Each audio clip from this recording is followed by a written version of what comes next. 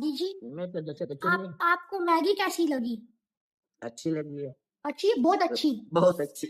मैं बनाई आई अच्छा अपने इन प्यारे हाथों से। अच्छा गुज पाई बैठी है। हाँ बहुत पाई आई बाल छट गए थे एक ये लगे हुए है। ये मैं नजर ना लगे पता नहीं क्या मलाई है तिल आई तिल।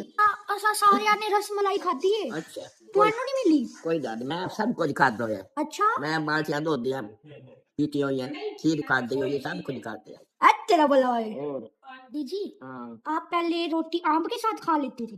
खा लेंगे आम के साथ और खरबूजे नाल खा ले आम नाल ते शक्कर दियो शक्कर क्यों कोना चल खांदे ਹੁਣ ਤਾਂ ਖਾਂਦੇ ਹੋ। ਹੁਣ तो रोज बना के मेरे अंदर बैठे एक दो बार बनाया तो गीत रोज गाता है बस बस बस बस बस बस की बात वहां का देखे नाम मेरे चलो हो राजा सा मैं राती बनवाले संग शक्कर क्यों अत्तर बलो ਮੈਨੂੰ ਨਿੰਦਰ ਕਿਵੇਂ ਆਸੀ? ना वे मैं क्या करा मैं तो मैं कसा तो डूबे तेरा